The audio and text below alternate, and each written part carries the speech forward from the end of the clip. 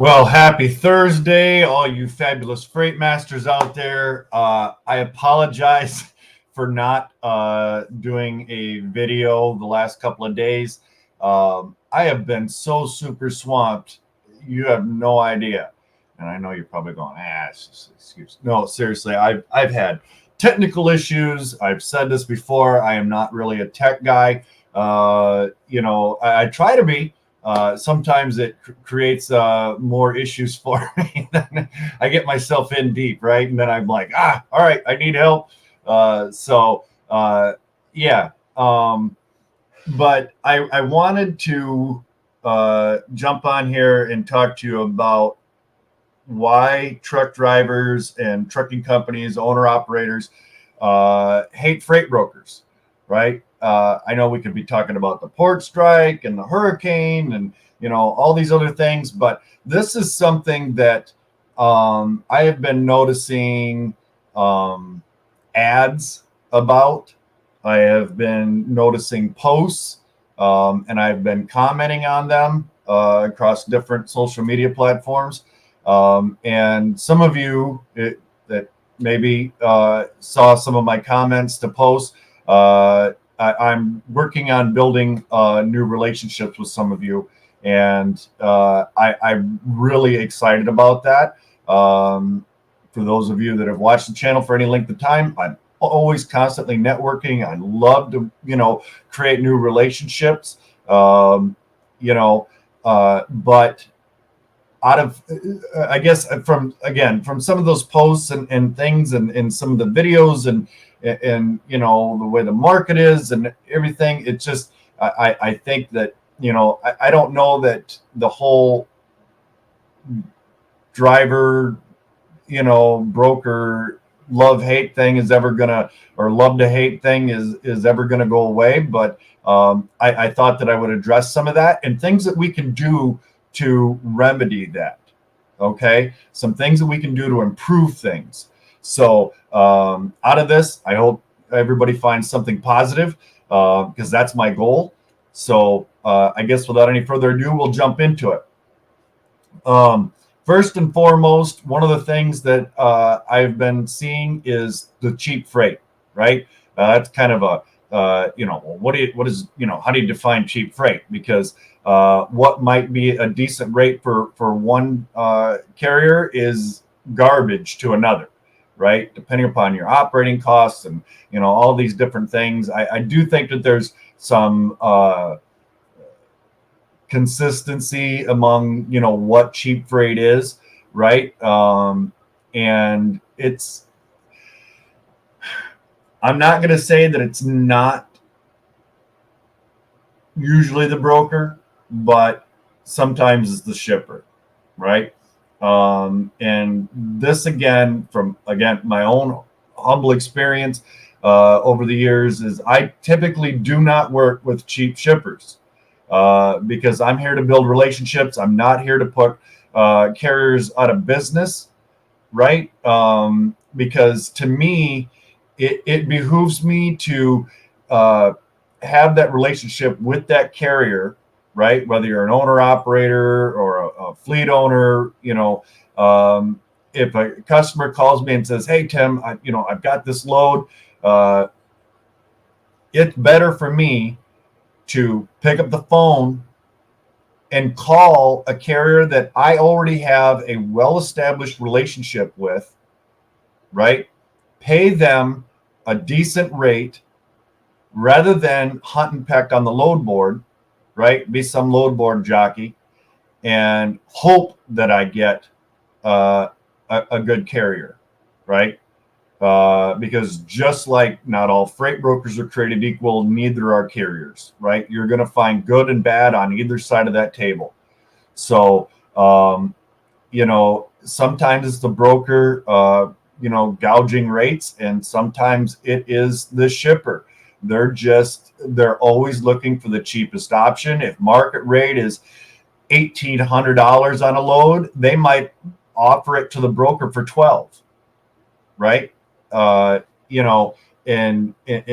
sometimes usually it's a lot of your newer brokers, or those that maybe didn't focus on building their shipper relationships, their carrier relationships, and now they're stuck, right? Whatever happened in the market, and now they're scrambling to grab up any new customer that they can. And so they're willing to try to move this cheap freight and make, $50 or something, because if they can move 10 loads at $50 versus, maybe 4 or 5 loads, just an example, hypothetical example, where they make a few $100s on a load, right? So there's some different things to consider there. So sometimes it's the broker, sometimes it's the shipper that has the cheap rates. Okay. Actual pickup location. Now, this is another one. Wasn't like a real predominant part of the discussion, but it's still something that we see. I know that when I first started out in the industry, and I was very green, I had a load picking up I don't even remember where it was, to be honest with you. Normally, I can remember just about every single load I've booked over the last, probably at least decade, right? I don't remember, but it was like in the middle of nowhere, right? Podunk something. And I wasn't able to find a truck anywhere in the area. And at the time, the market, was fairly decent. It wasn't like uber great or anything, but it was decent. And so, I reached out to my manager and said, hey, I'm having a hard time getting this load covered. My customer's going, hey, we need you to get a truck in here. And, they're like, well, post it in, all these other areas, out to 300 miles. And I'm just like, what? So typically I do not post loads outside of the actual location. Now, when I say typically, sometimes you have a shipper who says, if you're posting loads to the board, do not post the actual city where this load is picking up for various reasons. Okay, so you usually try to get, find a city as close nearby, maybe 10, 20 miles away or something, which isn't too bad. But when you start getting out 150, 250 miles, that's, in my mind, that's excessive, right? And personally, I won't do it, to do it just because. I also typically don't ever have to do that. Why? Because I have built over the years a substantial network of carriers that I can rely on, right? And I'm always doing that. So that's would be another one. The next thing is too many check calls, right? Broker puts tracking, or you're providing tracking, and they're still calling you every half hour, right? Or every 2 hours. It gets to the point to where it's borderline harassment, right? And they're not paying attention to, when that driver, stops, right? Runs out of hours, he's sleeping, and they're blowing up his phone, right? I think that there needs to be some sort of a happy medium, there needs to be good communication between the broker and the carrier and vice versa. But the excessive calls, especially when you have tracking, really that's another issue, right? That causes drivers to get upset with brokers. I don't think I need to elaborate on that anymore, right? Next up is incomplete or wrong load details. Okay. Now, I know that brokers have done that either out of negligence, they forgot, right? They just got complacent, like, drivers should know what they're supposed to be doing over there. You know what I mean? But maybe they don't tell you that the load needs to be tarped, right? Or, they tell you, okay, well, this load needs to run at 34 degrees when actually it's 0, right? So these are things that upset drivers, owner operators, trucking companies. And I have actually, in my own personal experience, and I'm sure that it's happened to other brokers, is sometimes you'll get a shipper that says, hey, we've got this load. It's, 9 pallets, you know what I mean? And it's gonna weigh 9,000 pounds. But when the driver gets there, they want to load the whole truck. Or it's actually, 12 pallets or something. So sometimes it's the shipper trying to pull a fast one. Sometimes, again, it is the broker. And if you guys have anything you want to elaborate or add to this, again, leave me a comment. My pen didn't show up. There it is. Leave me a comment in the down below there, because again, I love everybody's comments. I've been getting some more on some of our previous videos and that. But next up would be not paying TANU, detention, and layover. Okay. And maybe they're not paying TANU because you booked you booked your truck with XYZ broker, and the driver was 120 miles away. He got to within 20 miles of pickup, and the broker calls and says, "Hey, stop your truck. We're not loading." Why? What happened? Well, I think predominantly it's because they probably found a cheaper truck. Whether it was $50, $100, $200 cheaper, they probably found a cheaper truck, right? I have had loads cancel on me, and this is rare instance, where I have actually had a shipper say, "Hey, we found a cheaper truck, or a broker that could do this cheaper, so we're taking you off of this load." After the driver had already deadheaded. I have had instances where, and I'm sure that some of you have actually seen some of these videos where the forklift driver runs into the racking and the whole warehouse, it's like a dominoes, right? And it just boof, the whole stage load, everything goes down. It's going to take them at least a day to clean that up, right? Accidents happen. So there are times, where it's out of the broker's control, right?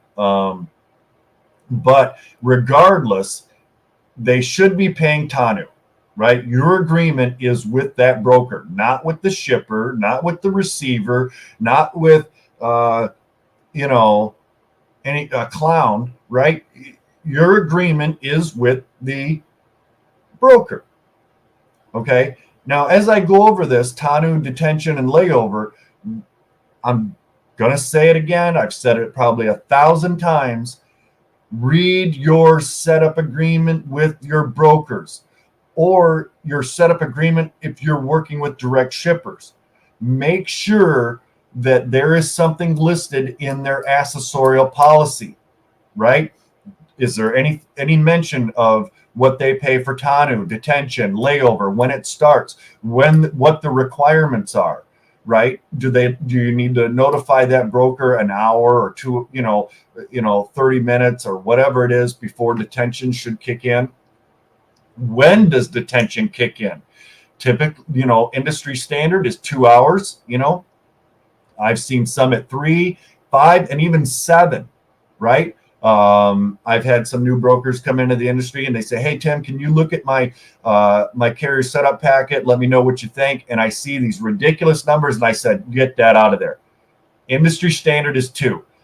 Sometimes you can push it to 3, but it's typically 2. But this, again, whether they were trying to be sneaky, was just ignorant of the fact, whatever, didn't know. Watch out for that. I've seen too many packets where there's no mention of accessorials or anything like that at all. So you're basically just left to their mercy. And then drivers turn around and they go, "Hey, Tim, this broker doesn't want to pay me. What should I do about this?" Well, what does your agreement say? That's usually 99.9% of the time, that's what I say. What does your agreement say? And you know what 99.9% of the answer is? I don't know. You should know. You should know who you're working with, right? Same thing goes with if they're a brand new broker, vet your broker, right? That broker's vetting you, vet them. Okay? So that's basically TANU, detention, and layover. Another thing I'm going to say about this is sort of an add-on is pay attention to where the loads are picking up and delivering to, right? If you cannot afford potential long wait times, look up who that shipper is if you've never picked up there before, and look up who that receiver is if you've never delivered there before, right? I've said this as someone who, as when I prospect new shippers, I look at their Google reviews, right? Why is that? I'm glad you asked, because in their Google reviews, there's a lot of you drivers out there that love to leave Google reviews on shippers and receivers with the, we had a confirmed pickup appointment at 11 a.m. It's 7:30 p.m. now, right? And I won't get a door. I still don't have a door, right? Things like this. Sometimes it's the broker's fault. They either forget or they just choose not to schedule the appointment. Or even if it's first come, first serve and drivers are sitting there for 7-9 hours. Well, if you've got another load booked and you're hoping to get out of there, again, in 2 hours, in 3 hours, you should be at your next pickup, but you're held up now and now you've lost out on that load, right? Pay attention, look up who it is, learn from your colleagues, right, that have picked up and delivered at these locations before. Okay, look them up, because I won't work with those shippers and receivers. Do things happen? Sure. Again, could be an accident in a warehouse, they got jammed up, whatever. But again, I can only speak for myself and not everybody else. I'm not going to group trucking companies or owner operators, drivers into a general group, and I'm not going to do the same for brokers, right? So again, pay attention to that. Read your accessorial policy. Make sure you're getting paid, right? A lot of times it's just a little drop in the bucket in regards to everything, but at least it's something. It's better than nothing, right? And there's times where, maybe, detention did kick in at 2 hours, and it took 3 hours before you were offloaded and got your paperwork. Get that hour, right? And again, that being said, we've had policies where, detention starts after 2 hours. It's mandatory that you let us know at least 30 minutes prior to detention starting. And there's a lot of times drivers, their dispatcher, nobody will check in with me and let me know. And then they'll send over their invoice. And they're like, well, we were here for, 4 hours. You owe me 2 hours of detention. Well, I can't go back in time. None of the paperwork is time stamped. And what? Now I have to go back and ask the shipper or the receiver, hey, did it actually take this long to load the truck? And if I don't get the paperwork for a week and a half, which I always try to get it in immediately after the load delivers, or is within 24 hours, right? Because the quicker I can close out the load in the system, the quicker you can get paid, right? Yeah, make sure you're communicating. Again, if you need to notify the broker that detention's about to start, do it, right? Don't lose out on that detention, because it's harder to go back and verify that than it is to just do it now. It's a simple text message, phone call, email, whatever, right? So make sure you're doing that. Not paying carriers on time, right? That's another headache. This is another reason why carriers and drivers, have a disdain for brokers. And so, for brokers watching this, make sure you're trying to pay your carriers as quickly as possible, right? If you're a carrier, obviously if you're factoring, you can get quick pay, right? And then they'll send it off. I will mention that if you're looking for a good factoring company, check out Operfi. There's a link in the description down below. Is one of my recommended services. Love Operfi, love Tom, Danny, everybody over there. Really great people. Their customer service is next world. It really truly is. They're on top of it. They're very good, honest people, and I appreciate them and everything that they do. In fact, we've had them on. So if you're doing quick pay from brokers, there is a video on that I did with Danny from Operfi on quick pay versus from the broker versus factoring, right? So if you want to check that out, I maybe I should leave a link in the description. I'll do that. I'll pull up that video and I'll add that down below. Okay. Unrealistic expectations, right? This is another reason why drivers hate freight brokers. If the driver has a certain amount of deadhead to get to pickup, and you're, say, like, hypothetically, let's just say, you're 150 miles away from pickup, and they're calling you 20 minutes later going, "Hey, are you there yet?" Really?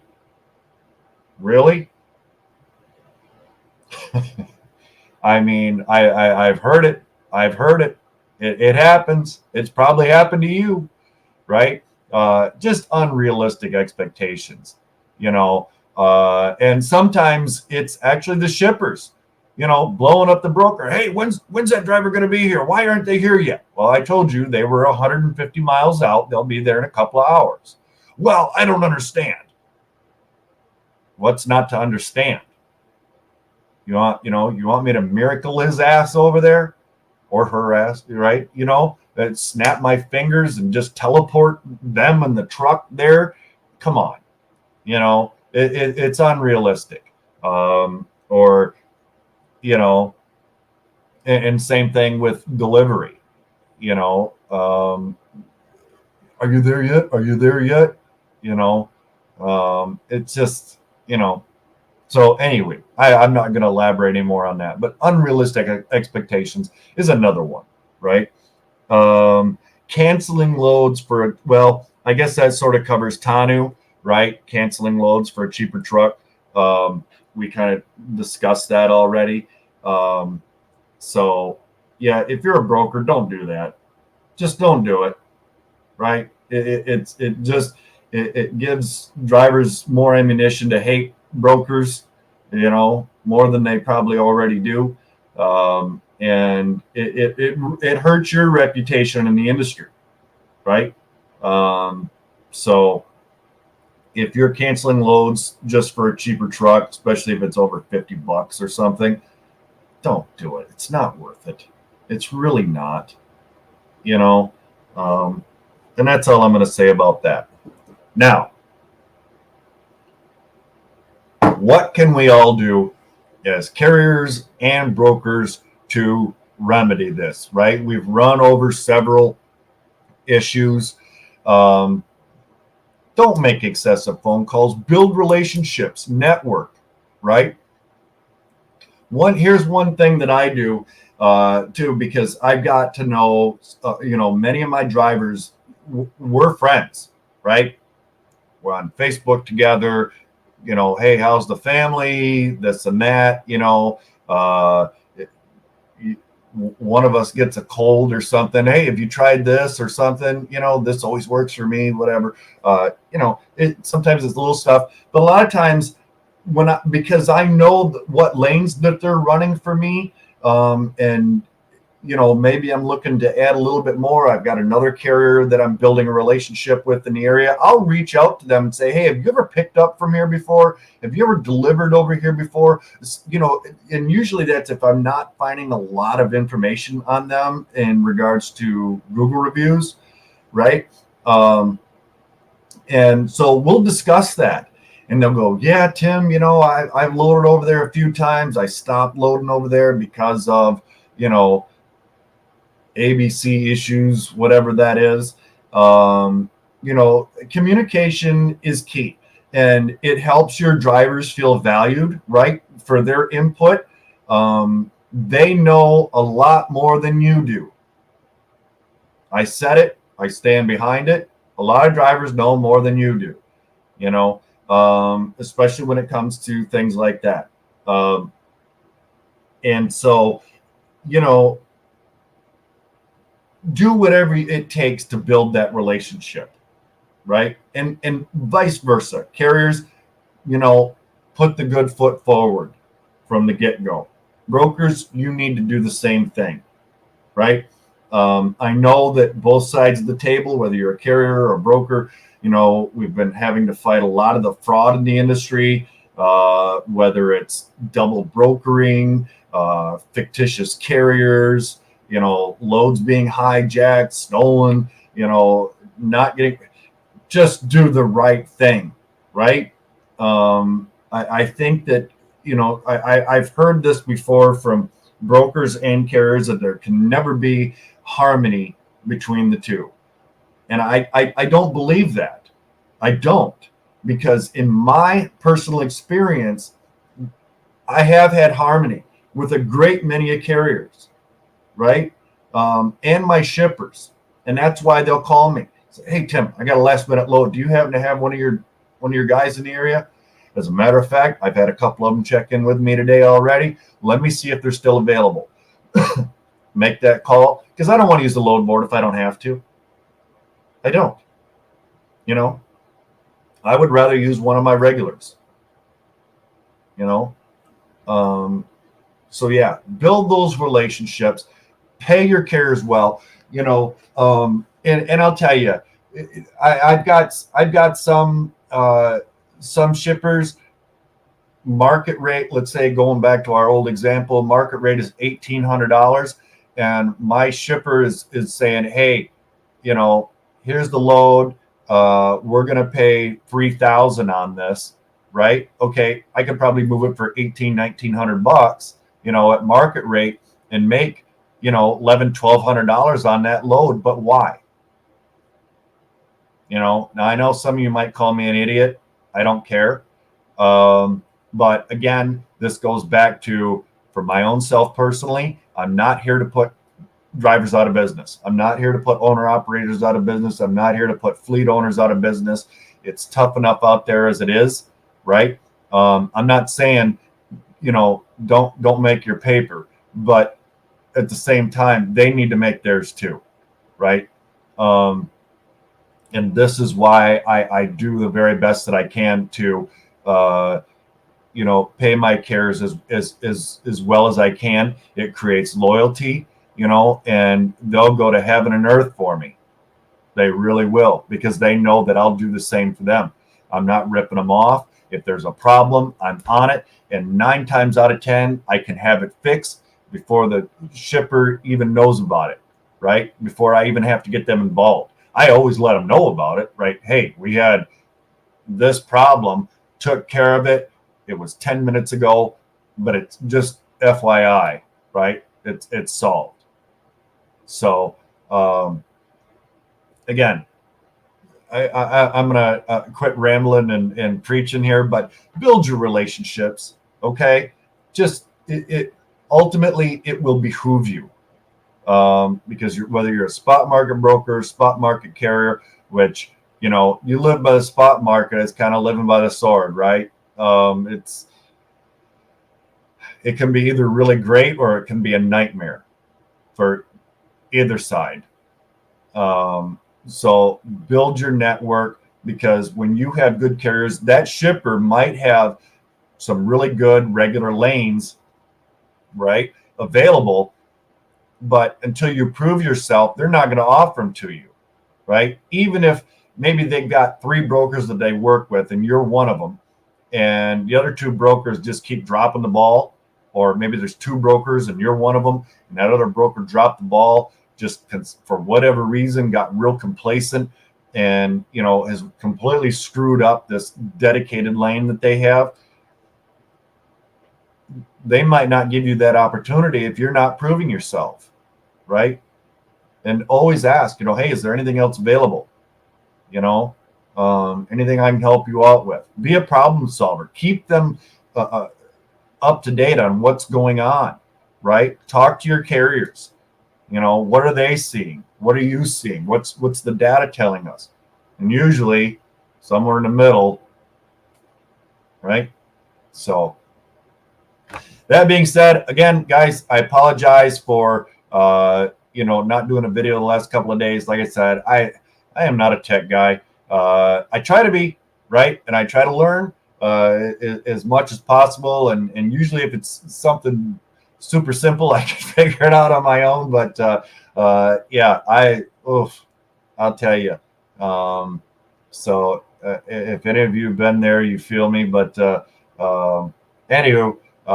We should be back to doing the videos regularly. I hope you guys enjoyed this and got something positive out of it, and that by addressing some of these things that we can all be a little bit more educated, right, a little more open-minded and kind to one another, and build that harmony. I really do, because that's what everything that we've been doing here between the channel, the Facebook group, and everything else is to help each other, right, and network and grow, right. I'd like to see some of my smaller carriers that are running 2-3 trucks, get back to like 5-7 trucks, that they were at, or 10 trucks. It's tough right now on everybody, and then of course we've got the election coming up, and the port strike, and the hurricane, and there's all these other problems, but this is something that we can do, right? Something that we have control over. So I guess that's why I wanted to kind of do this video today. We can't control the hurricane, we can't end the strike, we can't, definitively, put whoever into office. We'll find out after the election. We can't just snap our fingers and put our person in, whoever we're voting for, right? So that being said, I hope everybody's having a great day. I know I'm going to get out there and kill it. I've got some meetings, some follow-up calls. I've got a new customer that I'm working with some new carriers on, building relationships.